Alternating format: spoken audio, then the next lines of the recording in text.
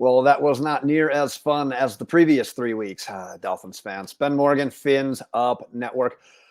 48-20, a little bit of a, I will call it a welcome back to earth game for how lights out we were playing, especially obviously last week, the 70-point game against the Broncos. And then to come back and lose by that much in that fashion to the Bills, just kind of a thorough beating. I don't think there's anything wrong about that. It was, like I said, a little bit of a welcome back to earth game, a tough one to come back to.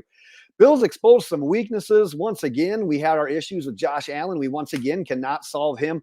Just a thorough, just kind of outing by Buffalo, who also now sits 3-1 atop of the AFC East with the Miami Dolphins. And talk about an opportunity squandered. We talked about it before the game. Not necessarily a must-win game by any means, but to be able to go into that game 3-0. And if you win it, you've got 4 wins. You got 3 road wins, 2 of them against AFC East teams.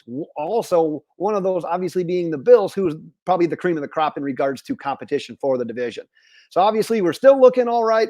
The world's not falling apart. However, this was a little bit of a humbling moment for our Miami Dolphins. As always, we're going to talk top takeaways. We're going to talk game notes, player notes. We're actually going to do a game ball. I always feel weird doing a game ball after a loss, but here we are. But I want to hear from you as well. Your thoughts, your takeaways. If you want to give a game ball, go ahead, drop it in the comments. Let's start with kind of the obvious. Man, the Bills offense was clicking. Absolutely just clicking in this one. No answers for Josh Allen once again. 21 of 25, 320 yards, 4 touchdowns, another touchdown on the ground for 5 total. 4 incompletions. What did Tua have last week? 3. We were feeling pretty good about that. That's how Bills fans are feeling this week after just 4 incompletions against the Vic Fangio defense that's been bend but don't break all season, but has been better the last few weeks. We had our struggles against the Chargers, but the last couple of weeks, things have been starting to come together. And the Bills found some stuff offensively that we're going to talk about. And that connection with Stefon Diggs is something that they obviously game planned for and obviously just went to with perfection, because Diggs goes 6 for 120 and 3 touchdowns. Now, obviously, if you watch the game, you know that Kader Kohou was in coverage on most of those. I would say this is probably one of the rougher days that he has had with the Miami Dolphins. I like Kader Kohou. Stefon Diggs is just another animal. I mean, we have a Tyreek Hill on our team. We know what he can do to any cornerback. That's kind of the class that Diggs is in. He can do that as well. Today reminded me a little bit of the Noah Igbenogany, just rookie year baptism that he got from Stefon Diggs. Stefon Diggs can do that to you, and Kader Kohou just happened to be on the wrong end today. Penalties, the missed tackle on the long Stefon Diggs play, that was rough. That was hard to watch. Jalen Ramsey should be back for week 18. That matchup, obviously, we want him back for that one. But man, maybe we got to do something different. You got to double Stefon Diggs. You got to do something different from what we did to today. 6 catches isn't a crazy day, but when it's 6 for 120 for 3 touchdowns, that's too much. Josh Allen, once again, just consistently avoiding any pressure that we had. We did an okay job sometimes of containing him, but when he was able to get out and create outside the pocket, he did exactly what we've seen him do in the past and exactly what we talked about in the preview video. And the perfect example was that long completion he had to James Cook. We got him flushed out of the pocket. They showed the replay. Everyone was covered.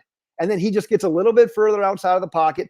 Cook sits nicely up by the sideline. The linebacker gets a little bit too in. Allen creates, improvises, dumps it over the top right there. Cook takes it, 48 yards? He took it 48 yards down the sideline, put him inside like the red zone at least, probably around the 10-yard line on that one. But quite honestly, I mean, it's kind of one of those games where you just want to forget about it. You want to throw it away. It's kind of back to the drawing board for this defense that just continues to struggle with Josh Allen. Like I said, though, kind of nice that we don't have to play him again until week 18. Let's talk about what we faced offensively in regards to some issues and not being near as flawless and executing and efficient as we've been throughout the early part of the season. We go into that game, allowing 1 sack through 3 weeks. Well, today we allowed 4 sacks. The Bills, they were just consistently bringing players, more guys than we could block. And quite honestly, I think that probably chalks up to their film study. I honestly think they must have saw something on film, because they were consistently blitzing at the right time, blitzing at the right spots, taking those plays away. So we either couldn't get our plays to develop and get those big chunk yards games, or sometimes they were even taking away those quick hitters right away. We hit a couple of them right away. The two back-to-back to Durham Smythe. We got one to Hill really early. We got that lucky catch by Jalen Waddle right away. But as things settled in, we hit those spots where we just had some just drives that ended in punts way too often compared to what we've been doing in the past. And the worst part about all this, the injuries. One that's already existing and one that we suffered today, the Teron Armstead injury. He was pissed. I mean, obviously he was slamming the helmet. The helmet was flying across the field. He walked straight to the locker room. So you got to assume at this point he's likely going to miss some time.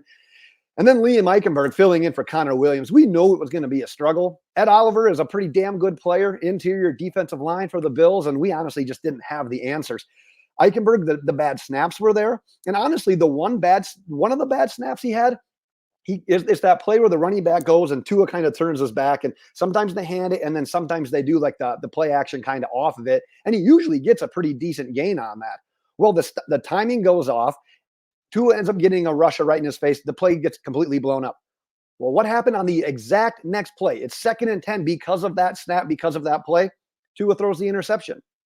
If we get 5, 6, 7, 8 yards on that first down play, if we don't have the bad snap, we're probably not running that play call that resulted into the interception.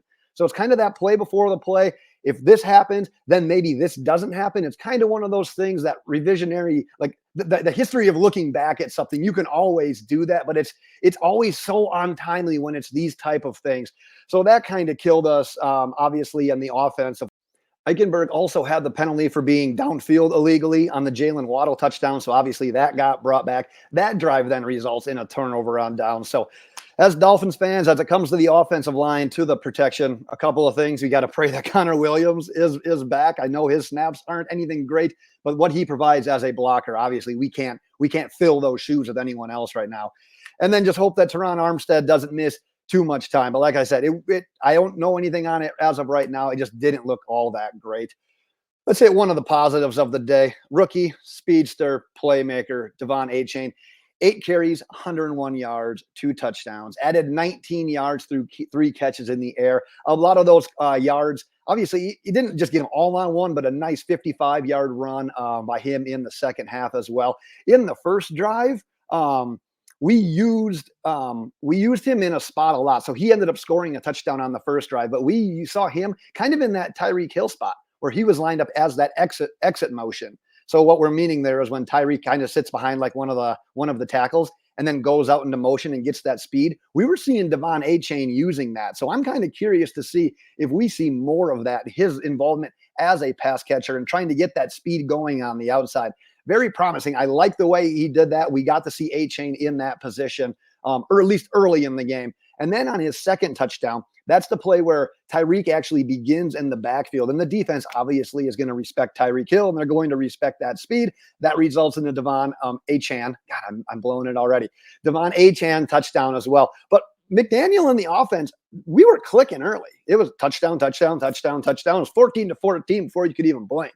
But there was, like I said, there was a few drives in a row where we didn't even net a first down. And you can't have that when we're playing a game like today when we just simply couldn't stop Josh Allen. And obviously the game kind of gets out of hand from there.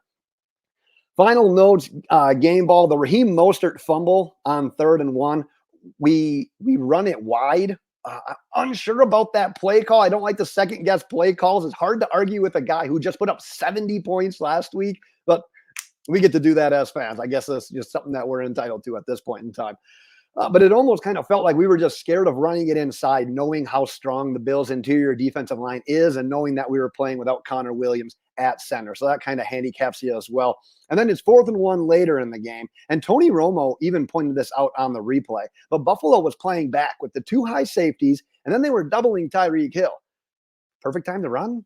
Like I said, we just kind of felt a little bit timid. Instead, we end up taking a sack on that drive. But at the end of the day, hopefully more so than anything, it's a learning opportunity. You got to try to take something away from these losses. Hopefully we can kind of shore up that 3rd and 1, 4th and 1 kind of play calls.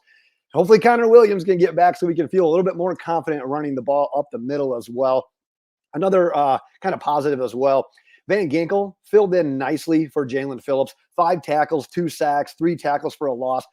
A nice game that's kind of going to go a little bit unnoticed, a little bit under the radar due to losing in the fashion that we lost.